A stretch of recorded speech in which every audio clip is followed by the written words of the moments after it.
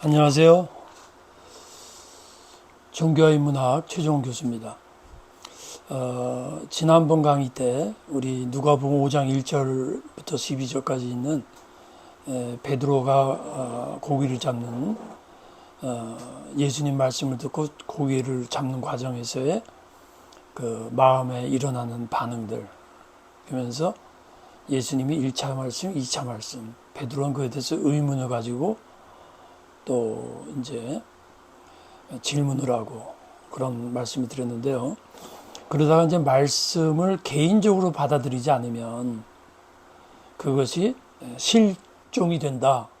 그래서 근본적으로 말씀을 받을 때 우리의 모든 존재, 개인, 모든 영역이 살아나고 말씀을 읽고 말씀을 받지 않아서 말씀이 없으면 실종한다. 그래서 오늘은 사실 이전에 제가 실존과 실종이라는 강의를 했습니다. 근데 그때는 다른 맥락에서 했고, 오늘은 그 누가복음 5장에 이어지는 관점에서 말씀의 실존, 실종이라는 제목으로 강의를 해보겠습니다. 믿음의 형태, 이것도 하셨던 말인데요. 사고형 믿음. 여러분 어디 속하나 한번 스스로 판단해 보세요. 감성적 믿음, 행위적 믿음, 실존적 믿음. 그럼 실존의 의미가 뭐냐? 실존은 좀 어려운 단어로들은 좀 생소하죠. 이 무실론적 실존주의자를 말하는 실존하고 제가 말하는 실존은 조금 달라요. 그래서 혹시 철학하시는 분들은 제 말을 오해할 수 있는데, 제가 말하는 실존은 내 나름대로 그 단어가 제일 제가 표현하기가 적당해서 이걸 쓰는 거예요. 실제로 존재하게 하는 거. 실제로 나를 존재케 하는 거. 그러니까 말씀에 의해서 나의 존재의 의미를 갖는 게 실존이에요. 그러니까 말씀을 알아도 들어도 내 삶에 전혀 상관이 없으면 실존이 안 되는 거예요. 말씀에 의해서 나의 가치관과 세계관이 바뀌는 거. 요즘 강의 말했듯이 예수 믿고 나서 제 삶이 바뀌어 버린다는 거죠. 말씀에 삶의 목적과 방향성이 달라지는 거. 그렇죠. 뭐 설명 필요 없죠.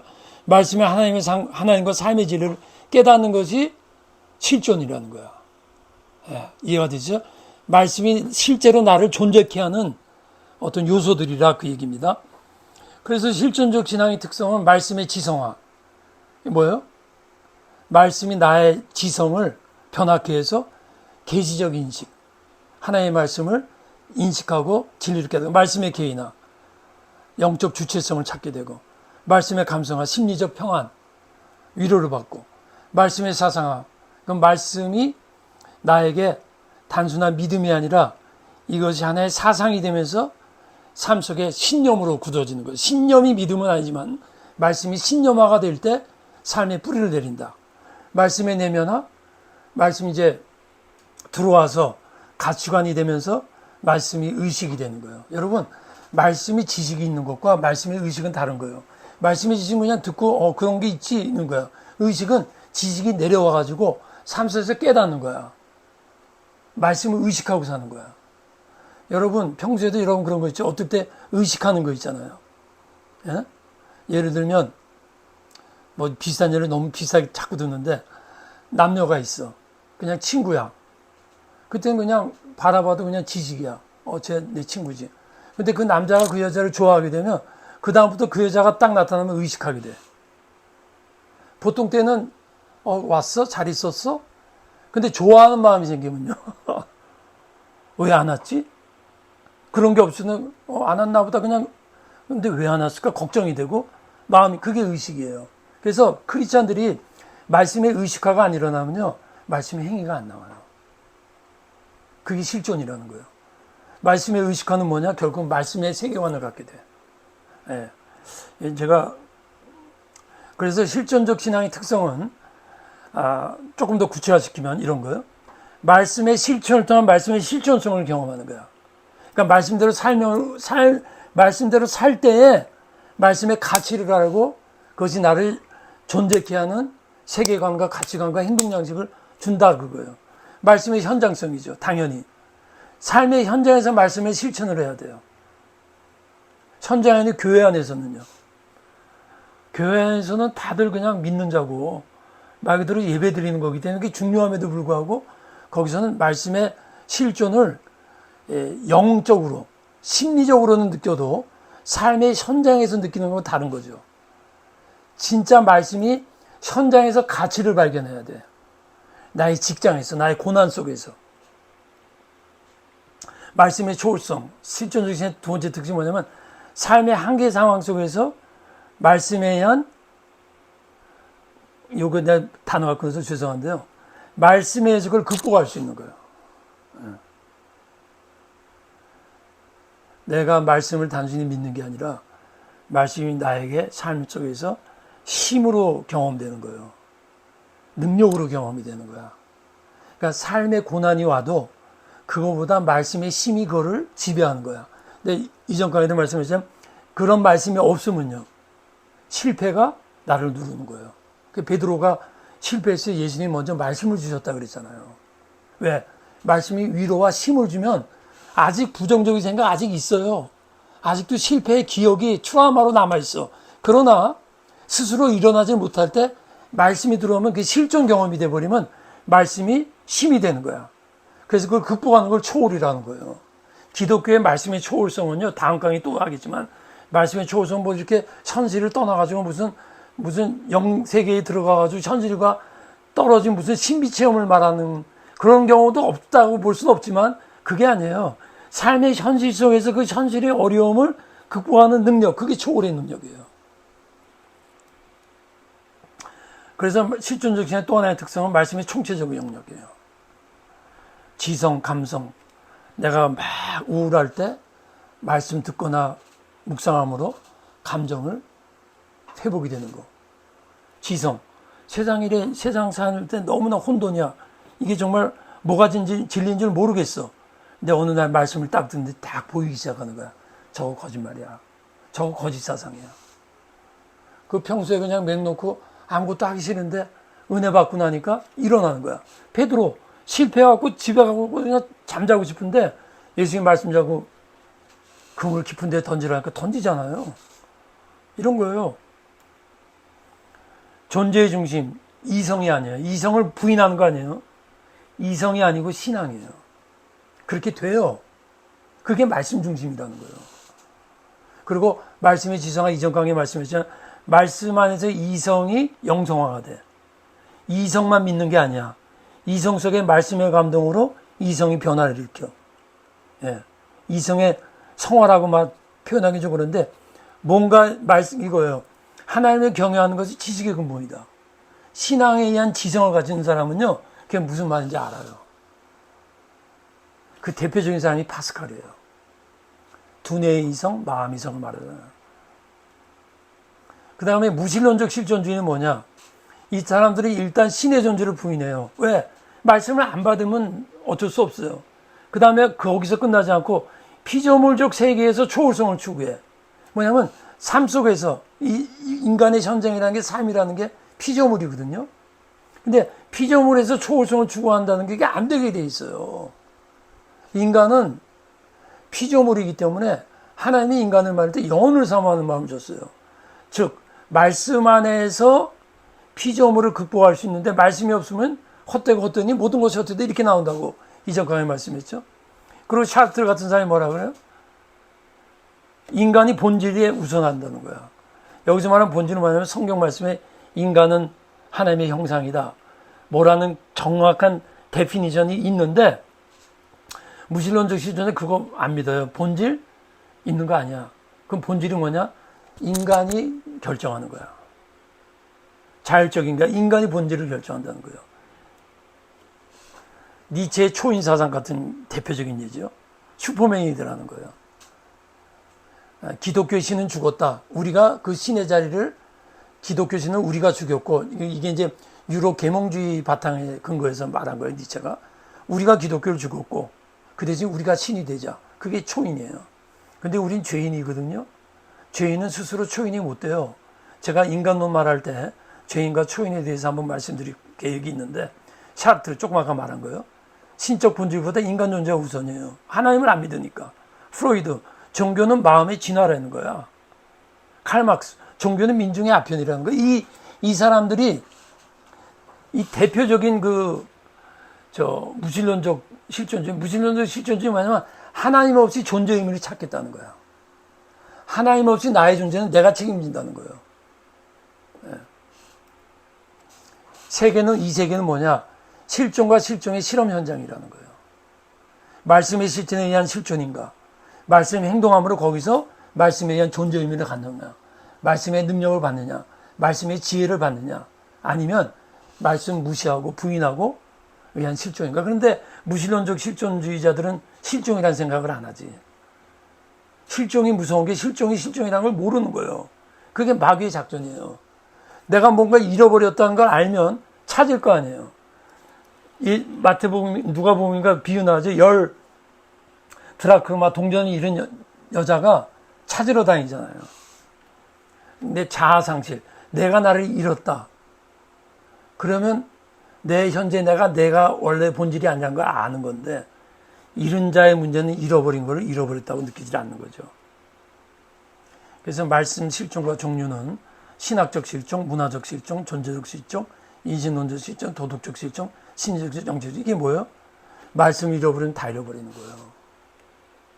이게 여러분 이렇게 딱 이렇게 화면으로 이렇게 글자를 쓰면 이게 마음에 와서 안 닿을 거예요. 제가 왜 인문학을 자꾸 말합니까? 역사를 보라는 거지. 우리의 주위를 보라는 거예요, 문화를.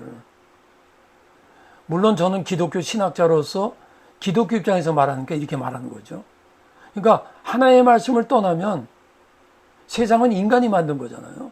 물론 하나님이 역사하지만. 근데 인간의 하나의 말씀을 떠나면 소돔과 고모라 같이 되는 거예요. 네. 바벨론 포로로 잡혀간 유대인 같이 되는 거예요. 다 잃어버리는 거예요. 그래서 여보세요. 무신론적 실종은 총체적 실종. 하나님 상실은 자아 상실이죠. 자아 상실은 에덴 상실이죠. 에덴 상실은 자연 상실이죠. 자연 상실은 문화 상실이죠. 문화 상실은 세계 상실이에요. 이렇게 연결되는 거예요. 하나님이 우주 지구를 인간에게 맡겼잖아요. 동물에게 안 맡기고. 근데 인간이 하나님을 떠나니까 자연이 가시덤불을 내고 동물이 사람을 해치고 이게 다 이런 연결돼서 나타나는 거예요. 그래서 요거는 이전에 했던 건데 조금 제가 바꿨어요. 그래서 혹시 기억나는 분들 또 한번 이런 맥락에서 한번 좀 더 들어보세요. 신학적 실종.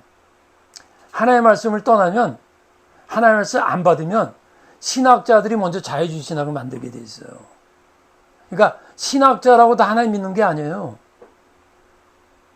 신학자인데 말씀을 안 믿고 말씀을 분석해버리고 이건 나중에 또 나옵니다.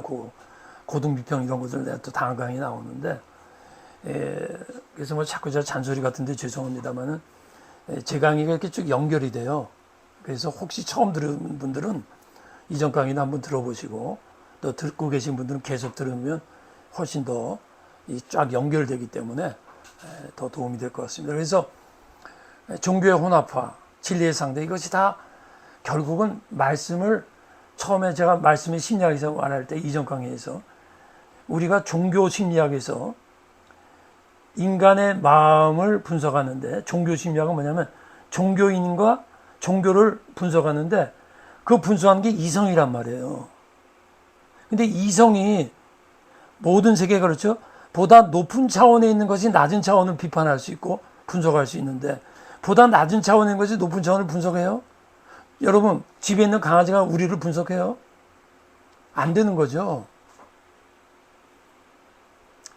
신학 실종의 특성 근본적 실종이에요. 신개념이 바뀌면 다 바뀐다 그랬죠? 그러니까 신학적으로 실종하면 근본적으로 기초가 무너지기 때문에 다 무너지는 거예요. 그러니까 존재론적 실종이에요. 절대적 진리의 실종이에요. 그러니까 여러분 신학이요. 그냥 뭐 신학이 그냥 많은 학문 중에 하나지 그게 아니에요. 제가 신학자라 말하는 게 아니라 한때 중세에서는 신학이 학문의 여왕이라고 그랬는데 이제 과학이 발전하면서 이미 종교와 정치가 이제 분리되면서 진리가 이분화되면서 이제 그런 말 안 하지만 근본적인 의미에서 그 말이 맞아요. 다시 한번 말씀드릴까요? 하나님을 경외하는 것이 지혜의 근본이거든요. 오늘날 말하면 하나님을 경외하는 거 어떤 하나님의 말씀을 연구하는 것이 신학인데 그 신학이 잘못되면 다 잘못되는 거예요. 여러분 오늘날 적어도 유럽과 미국의 문제는요. 신학자와 목회자의 문제예요. 다 유럽의 계몽주의 이후로 합리주의 신학을 하면서 자유주의 신학이 되면서 교회 다 무너진 겁니다. 그러니까 신학의 문제는 근본적인 실종이다 이렇게 알고 되고, 그 다음에 문화 실종. 오늘날 문화가 기계 중심 문화, 기계 문화가 잘못됐다는 게 아니에요. 기계 중심 문화라는 거지. 그러니까 인간성지가 다 아는 말이죠. 소유 중심의 문화예요. 소유가 필요 없단 말 아니잖아요. 소유 중심으로 인간을 판단하는 거야. 어떤 자동차 타느냐가 그 인간이 되는 거야. 막 운전하다 보니까 옆에 벤츠가 와. 그건 차만 벤츠인데 그 안에 탄 운전사까지도 벤츠화 시킨다니까. 그 벤츠를 운전하는 사람이 인격을 보다도 저 사람 돈 많네. 여러분, 그게 인간성 상실이에요. 그게 소유 중심으로 인간을 판단하는 거야. 해체주의 문화. 문화의 절대화예요. 그리고 세속적 가치관이 일반화가 되는 거야. 이게 무슨 말씀이냐. 문화의 가치관이 다 나쁜 건 아닌데, 그래서 제가 문화적 가치관이라는 말을 표현하고 세속적 가치관이라고 했어요. 대표적인 상대주의, 해체주의, 성의 무슨 자유, 동성애, 이런 것들이 합법화가 된다는 것이 일반화된다는 거예요. 그러면요, 문화 실종의 지배를 받는 거야. 문화의 근본을 모르고, 그러니까 문화적 세계관이 절대화되는 거예요. 그걸 뭐라 그래요? 문화가 종교가 되는 거예요. 여러분, 기독교와 문화를 다스리지 않으면 다스리지 않는 걸로 끝나는 게 아니라 문화가 기독교를 다스리게 돼 있어. 다 마찬가지예요. 하나님을 안 믿으면 그냥 안 믿는 게 아니라 사탄이 나에게 주인이 되게 돼 있어. 오늘날은 문화가 절대화되고 문화가 종교화된 시대입니다.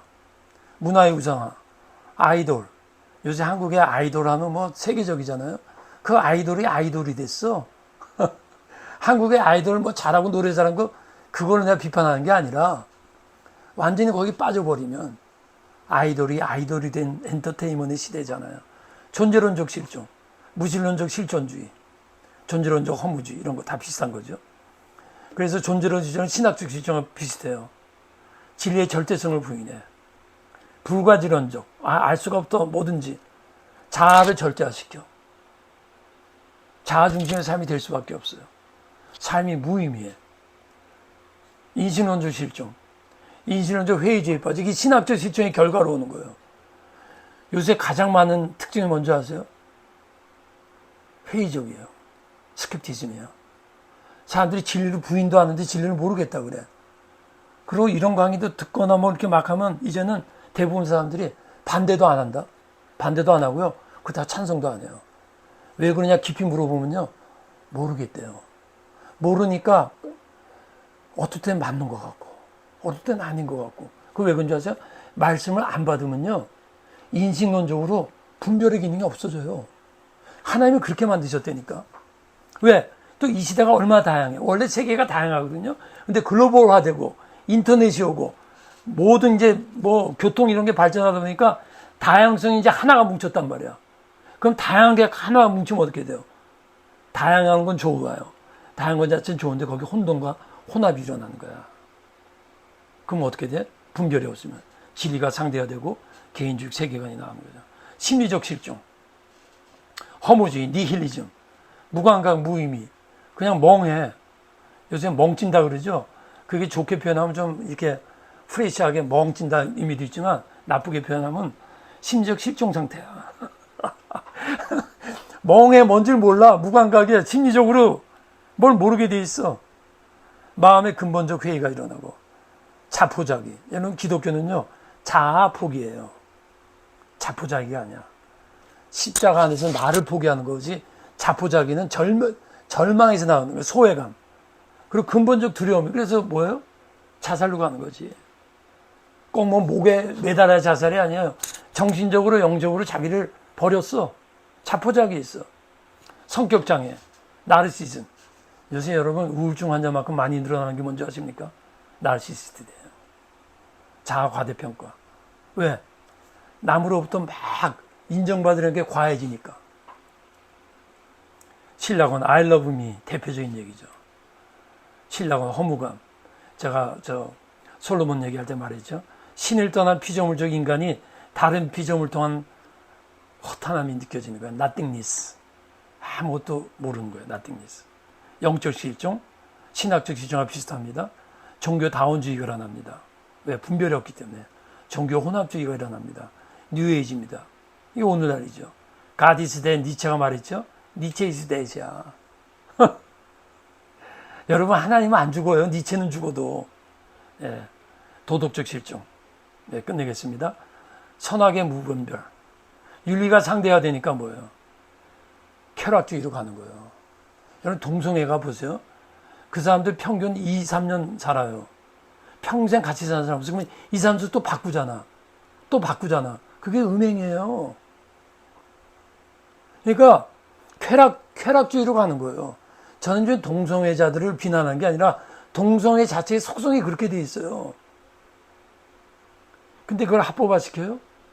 그 사람들한테 회개하라 그래야지. 병이니까 고치라 그래야지. 수치심이 상실됐잖아요. 수치심 상실된 게 아니라 수치심을 정당화시키겠다는 거 아닙니까, 지금. 다 실종되는 거예요. 근본원이 뭐라고요? 말씀이 실종되면 다 실종되게 돼 있어요. 검은 손의 일반화. 여러분, 한국 정치 보세요. 검은 손들이 떳떳해. 국회의원으로 나와. 막 검은 손들이 재판을 해야 되는데 국회의원이 되는 거야. 정말 사회법의 무력화가 일어나는 거예요. 사회법의 무력화. 네, 여기까지 하겠습니다. 감사합니다.